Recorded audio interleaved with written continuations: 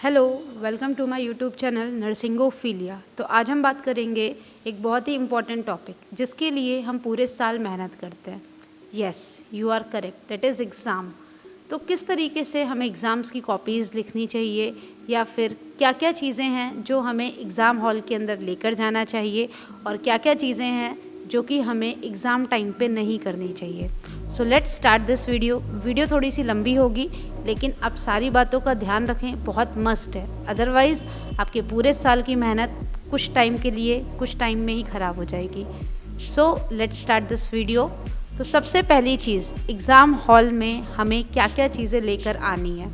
तो the main cheese is आपको लेकर आना है आपके पेन्स, आपके जितने भी चीज़ें हैं जैसे कि आपका रबर, स्केल, शार्पनर। अब आप ये सोच रहे होंगे कि ये बच्चों वाली चीज़ें हमें क्यों बताई जा रही हैं। तो आपको ये बच्चों वाली चीज़ें नहीं बताई जा रही हैं, आप बच्चे हैं इसीलिए बताई जा रही है। नेक्स्ट है आपको जो बॉक्स यूज़ करना है वो आपको ट्रांसपेरेंट बॉक्स यूज़ करना है, ना कि आपको मेटेलिक या फिर प्लास्टिक का कोई बॉक्स यूज़ करना है। फिर आपको डिजिटल वॉच एग्ज़ाम हॉल के अंदर नहीं लेकर के आनी है। साथ ही साथ आपको किसी भी तरीके का पेपर या चिटिंग पेपर या एक्स्ट्रा कोई भी पेपर आपको नहीं लेकर आना है, वो अलाउड नहीं है एग्ज़ाम में। फिर आपको किसी हॉल में या किसी एग्ज़ाम सेंटर्स पे आपको शूज़ अलाउड होता है और कुछ एग्ज़ाम हॉल्स में आपको शूज़ अलाउड नहीं होते हैं, तो उस केस में आपको स्लीपर्स पहनकर आनी होती है।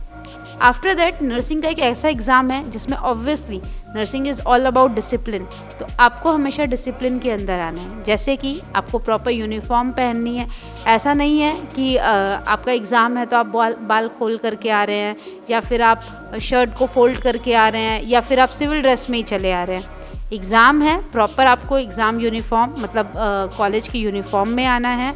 साथ ही साथ आपको प्रॉपर आईडी कार्ड और जो भी आपके कॉलेज की तरफ से प्रोवाइड किए गए यूनिफॉर्म है उसमें आना है।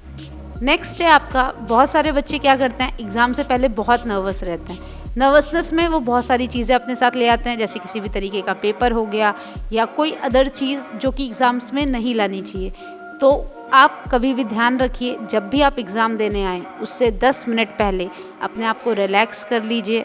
कोशिश कीजिए एक छोटी सी चॉकलेट खा लीजिए, जिससे आपका ग्लूकोज़ लेवल मेंटेन रहेगा और आपको एंजाइटी, डिप्रेशन या ये सारी चीज़ें नहीं होंगी। ये आपके माइंड को और आपको बूस्टअप करेगा। और वैसे भी हम इंडियंस हैं, कुछ मीठा खाकर ही अच्छा काम करना चाहिए। नेक्स्ट है आपका कि आपको एग्ज़ाम्स के अंदर जब आप पहुंच जाएंगे, बहुत सारी चीज़ों का ध्यान रखना है। जैसे कि जब चेकिंग होगी आपको अपना एडमिट कार्ड दिखाना है प्रॉपरली। वहाँ पर भी आपको किसी भी तरीके का सेल फ़ोन या कोई भी ऐसा इलेक्ट्रॉनिक गैजेट जैसे कैलकुलेटर है या डिजिटल वॉच, जैसे मैंने पहले ही मना कर दिया, ये सब आपको नहीं लेकर के आनी है। फिर आप कोशिश कीजिएगा एग्ज़ाम हॉल में आप मतलब एग्ज़ाम सेंटर पे आप 10 to 15 मिनट पहले पहुंच जाएं, जिससे कि आपको पता चल जाए आपकी सीट कहाँ अलॉट हुई है, आपको कहाँ पर क्या रोल नंबर मिला हुआ है और आपको कहाँ पर बैठना है। ये सारी चीज़ें बहुत छोटी सी हैं कहने को, लेकिन ये सब स्ट्रेस मैनेजमेंट का काम है। अगर आप लेट आते हैं आपको स्ट्रेस होगा, जिसकी वजह से हो सकता है कि आपको जो कॉपी में जितना अच्छा लिखना हो आप नहीं लिख पाएंगे। तो इन चीज़ों का बहुत खासकर ध्यान रखना चाहिए। नेक्स्ट बात करते हैं आप कॉपी की। तो कॉपी किस तरीके से मिलती है नर्सिंग के अंदर। तो नर्सिंग में आपको OMR मिलती है। जी, OMR शीट मिलती है आपको आपके रोल नंबर फिलअप करने के लिए और बाकी सारी चीज़ों में। मैं एक OMR शीट का सैंपल स्क्रीन पे दिखा दूंगी, आप उसको एक बार चेक कर लीजिएगा। एक बार उसको आप स्क्रीनशॉट लेके जूमली देख लीजिएगा। उस तरीके से आपको OMR फिल करना होता है। बहुत सारे बच्चे ये गलती करते हैं कि हड़बड़ाहट में या जल्दबाजी में वो OMR शीट गलत कर देते हैं, जो कि बहुत दिक्कत वाली बात होती है आगे। अगर आपने OMR में रोल नंबर में एक भी सिंगल मिस्टेक करी तो आपके नंबर किसी और को चढ़ जाएंगे। रीज़न हमें नहीं पता है ना कि ये जो यूनिवर्सिटी के पेपर हैं और वहाँ पे लाखों बच्चे अपनी कॉपियाँ सबमिट करेंगे। तो ऑब्वियसली ये आपके कोई क्लास का या कॉलेज का पेपर नहीं है कि आपका नाम देख लिया जाएगा और आपको बता दिया जाएगा। यूनिवर्सिटी का पेपर है, जो रोल नंबर लिखेंगे उसी के हिसाब से नंबर चढ़ेंगे। अगर आपका रोल नंबर ही इनवैलिड हुआ तो ऑब्वियसली आप फेल हो जाएंगे या फिर आपकी बैक आ जाएगी। और जो भी आपने 6 महीने 1 साल की मेहनत करी है तो उन सारी चीज़ों से आप छूट जाएंगे। तो बेटर है कि इन सारी चीज़ों पे आप बहुत ध्यान रखें। याद रहे, OMR में कोई भी गलती होती है, वाइटनर या किसी अदर चीज़ के कोई चांसेस नहीं हैं। तो बेटर है कि आप अपना रोल नंबर 2 बार क्रॉस वेरीफाई करें और उसे चेक करें। फिर आता है आपका कि ये OMR के बाद हमें सब्जेक्ट कोड लिखना होता है। अब ये सब्जेक्ट कोड आपको कहाँ से मिलेगा? तो सब्जेक्ट कोड आपके बोर्ड्स पे या फिर आपको जो पेपर मिलेगा उस पर लिखा रहता है।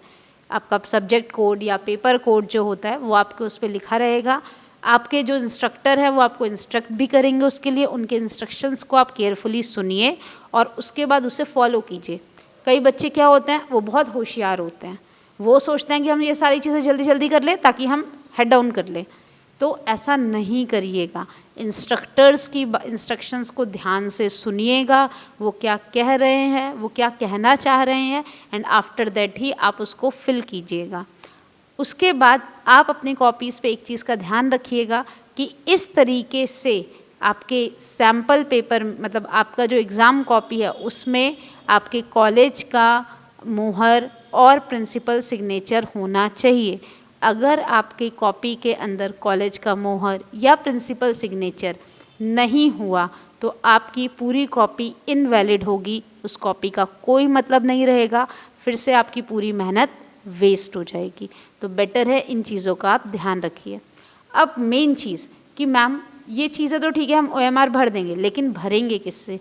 तो आपको ब्लैक पेन यूज़ करना है। अगर वहाँ पे इंस्ट्रक्शन लिखा है, ऑलमोस्ट OMR पे इंस्ट्रक्शन लिखा होता है कि आपको ब्लैक पेन यूज़ करना है या ब्लू पेन यूज़ करना है। कोशिश कीजिएगा कि आप बॉल पेन ही यूज़ करें।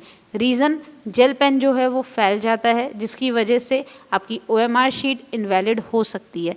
तो इन चीज़ों का आप ध्यान रखिएगा।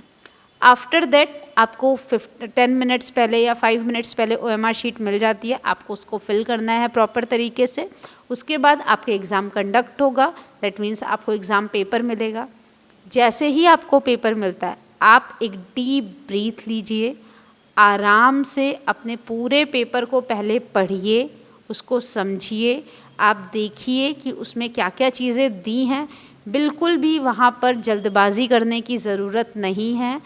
उसके बाद जब आप पेपर पढ़ लें, देन आप देखिए आपको कौन सा क्वेश्चन आ रहा है और आपको किस तरीके से उसको लिखना है।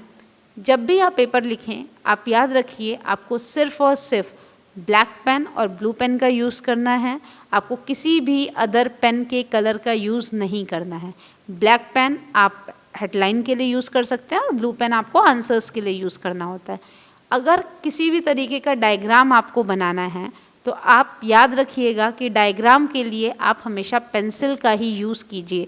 एंड यस, आपको HB पेंसिल अगर हो सके तो आप उसका यूज़ कीजिए। रीज़न, वो पेंसिल आपकी डार्क होती है और वो चीज़ें आपको ज़्यादा बेस्ट रिजल्ट देंगी। ये छोटे छोटे इक्विपमेंट्स आपके लिए बहुत बड़ा काम कर सकती हैं।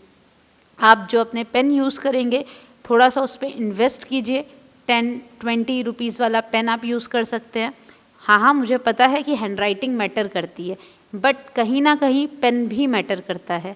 अगर आप पतले पेन से लिखेंगे जिसमें बहुत हाई, मतलब बहुत लाइट लिखा हो, तो टीचर्स वो कॉपी चेक करना जल्दी नहीं पसंद करते हैं। उसका रीज़न, उसमें बहुत फोकस करना पड़ता है, बहुत ज़्यादा उसमें क्या कहते हैं, आप एकदम लाइट लिखते हैं तो आपकी कॉपी अट्रैक्टिव नहीं दिखती है।